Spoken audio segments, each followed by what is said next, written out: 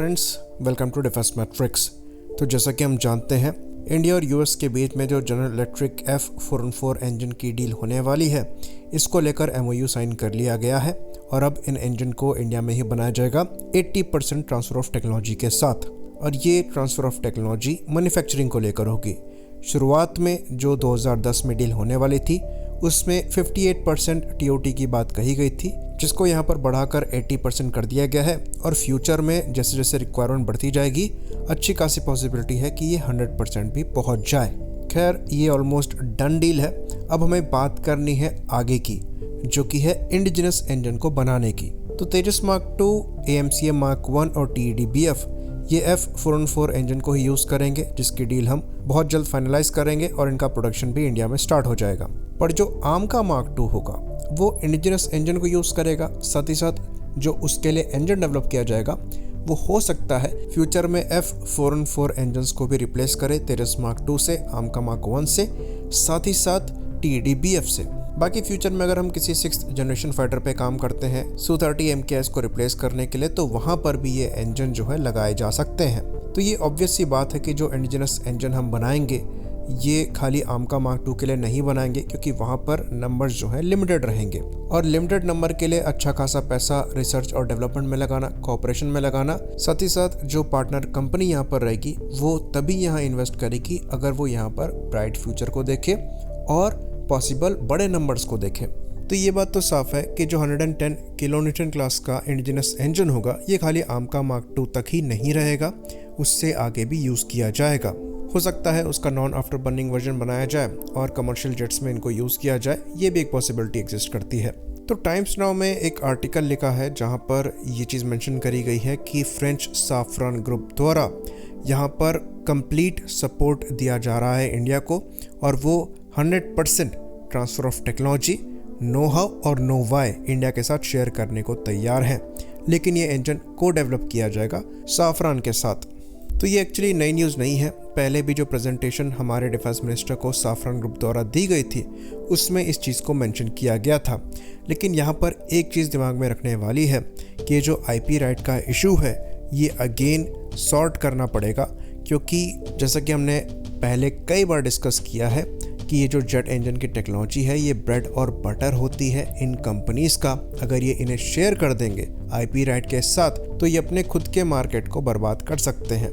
हाँ, ये possibility exist करती है कि हो सकता है यहाँ पर स्पेशल क्लॉज जोड़े जाएं, जिसकी वजह से इस नए इंजन से उस कंपनी को भी फ़ायदा होता रहे। तो इन कंपनीज द्वारा ऐसा ज़रूर किया जाएगा कि इंडिया हमेशा इन पर डिपेंडेंट रहे। भले ही इनके द्वारा ये मेंशन किया जा रहा है कि इंडिया इंजन के मामले में कम्प्लीटली इंडिपेंडेंट हो जाएगा, क्योंकि ये चीज़ सेंस नहीं बनाती कि ये कंपनीज हमारी हेल्प करेंगी अपने खुद के मार्केट को रिस्क में डालकर, वो भी मिनिमम फ़ायदे के लिए। तब समझ लेते हैं कि इनका लॉन्ग टर्म फ़ायदा क्या हो सकता है।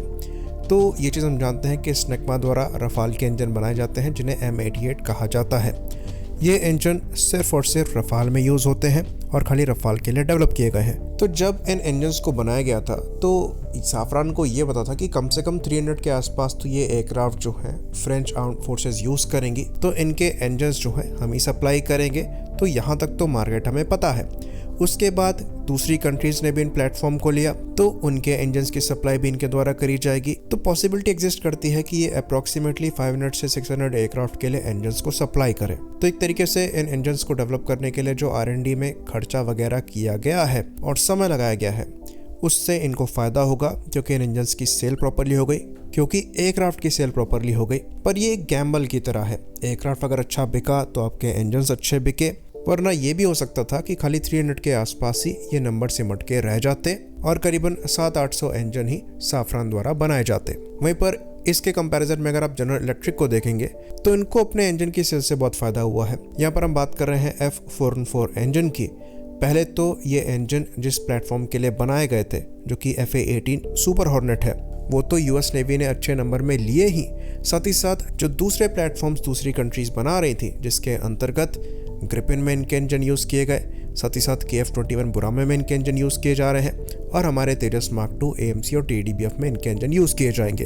तो ये इंजन इनके लिए बहुत ही ज़्यादा बेनिफिशियल रहा है। अगर आप स्नेकमा के M88 इंजन से कंपेयर करेंगे तो अच्छा खासा प्रॉफिट जनरल इलेक्ट्रिक को अपने F414 इंजन से हुआ है, जबकि अपने अपने इंजन्स को बनाने में दोनों कंपनीज का जो R&D वर्क रहा होगा, साथ ही साथ जो इन्वेस्टमेंट रही होगी, वो ऑलमोस्ट सिमिलर होगी। तो जो अमेरिकन कंपनीज हैं, इनका मार्केट बहुत बड़ा है। अगर आप खाली अमेरिका के ही मार्केट को देखेंगे तो ये इतना बड़ा है कि इनके जो मैक्सिमम प्रोजेक्ट्स हैं ये प्रॉफिटेबल ही रहते हैं। वहीं पर जो यूरोपियन कंट्रीज हैं और उनमें जो कंपनीज हैं, चाहे फ्रांस की साफरान हो गई, चाहे यूके की रोल्स रॉयस हो गई, जब ये अपने फाइटर एयरक्राफ्ट के इंजन को डेवलप करती हैं तो वहाँ पर जो इन्वेस्टमेंट होती है उसके हिसाब से उनका खुद का मार्केट बहुत बड़ा नहीं है। और ये चीज़ हम पिछले कुछ उनके प्रोजेक्ट्स में देख सकते हैं, जहां पर दूसरी यूरोपियन कंट्रीज को भी पार्टनर बनाया गया, स्पेशली अगर हम यूरोफाइटर टाइफून की बात करें, ताकि यहां पर जितना पैसा लगाया जा रहा है उसके हिसाब से रिक्वायरमेंट क्रिएट हो सके और एक दूसरे पर लोड भी कम आए।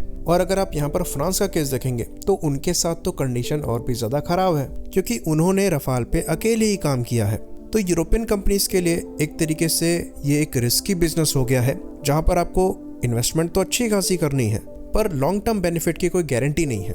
इसलिए अमेरिकन कंपनीज के मुकाबले जो यूरोपियन कंपनीज हैं ये ज़्यादा डेस्परेट हैं एक बड़े मार्केट में अपने फुटप्रिंट को स्टैब्लिश करने के लिए। और ये चीज़ हम क्लियर कर दें कि यहाँ पर हम सिविल इंजन्स की बात नहीं कर रहे हैं, वो कम्प्लीटली डिफरेंट सेक्टर है। यहाँ पर हम मिलिट्री इंजन्स की बात कर रहे हैं और उसमें भी जेट इंजन्स की बात कर रहे हैं। तो अगर आप डेस्परेशन लेवल से देखेंगे तो साफरान आपको ज़्यादा डेस्परेट दिखाई देगी, क्योंकि मिलिट्री जेट इंजन्स को बनाने के लिए इनके पास मार्केट बहुत बड़ा नहीं है। और इंडिया फ्यूचर का एक काफ़ी बड़ा मार्केट है, क्योंकि इंडिया सेल्फ रिलायंट होना चाहता है। साथ ही साथ हमारे एयरफोर्स की जो स्क्वाड्रन रिक्वायरमेंट है ये 45 स्क्वाड्रन की है, जो फ्यूचर में आगे बढ़ने ही वाली है जैसे जैसे हमारी इकोनॉमी ग्रो कर रही है। तो हमारी जो जेट इंजन्स की रिक्वायरमेंट है ये एक्चुअली थाउजेंड्स में है। और क्योंकि यहाँ पर हम इस चीज़ को लेकर क्लियर हैं कि हमें यहाँ सेल्फ रिलायंट बनना है, तो बिना पार्टनरशिप के, बिना ट्रांसफर ऑफ टेक्नोलॉजी के हम किसी भी कंट्री का सपोर्ट नहीं लेंगे। साथ ही साथ जिस तरीके की प्रोग्रेस हमारे द्वारा दिखाई जा रही है, तो अगर हम भले यहाँ थोड़ा ज़्यादा समय लगाएं, फ्यूचर में सेल्फ रिलायंट बिना किसी हेल्प के भी हो सकते हैं। भले ही शुरुआत में हमारे इंजन्स परफेक्ट ना हो, पर धीरे धीरे वो भी मैच्योर हो जाएंगे। और ये चीज़ हमने चाइना के साथ देखी है। तो इन कंपनीज को अगर इंडियन मार्केट में अपना फुटप्रिंट इस्टेब्लिश करना है तो इनके पास ज़्यादा ऑप्शन नहीं है। इनके लिए बेस्ट ऑप्शन यही है कि ये हमारे साथ कोलैबोरेट करें, जहाँ पर रिसर्च और डेवलपमेंट का जो खर्चा है वो हमारे द्वारा उठाया जाए और जो टेक्नोलॉजिकल हेल्प हो वो इन कंपनीज द्वारा करी जाए, ताकि ये कंपनीज मॉडर्न इंजन्स तो बना ही पाएँ, वो भी कम से कम इन्वेस्टमेंट में। साथ ही साथ उन इंजन्स का मार्केट भी बड़ा हो। हाँ, ये चीज़ ज़रूर है, क्योंकि ये इंजन मोस्टली हम बनाएंगे तो प्रॉफिट शेयरिंग यहाँ ज़्यादा नहीं होगी, पर इन कंपनीज द्वारा ज़्यादा इन्वेस्ट भी नहीं किया जा रहा है। बाकी ये पॉसिबिलिटी अलग से एग्जिस्ट करेगी कि जो इंजन हमारे द्वारा मिलकर बनाए जा रहे हैं उसका एक वेरिएंट ये खुद फ्रांस को ऑफर करें और वहाँ के मार्केट में 100% कब्जा रखें, और वो भी बिना R&D में ज़्यादा इन्वेस्ट किए हुए। तो इन कंपनीज का मार्केट हम वैसे भी कैप्चर नहीं कर रहे हैं, उल्टा इनको बेनिफिट हो रहा है। खैर, अमेरिकन कंपनी जनरल इलेक्ट्रिक द्वारा भी कहा जा रहा है कि वो भी इंडिया के आमका मार्क 2 इंजन्स को बनाने में हेल्प करेंगे, पर ये फ्यूचर में देखने वाली बात होगी कि कौन कितने लेवल तक टेक्नोलॉजी शेयर करने को तैयार है। आई होप इन्फॉर्मेशन क्लियर रही हो। इसी बात पर इस वीडियो को हम ख़त्म करेंगे। लाइक करिए, सब्सक्राइब करिए। जय हिंद।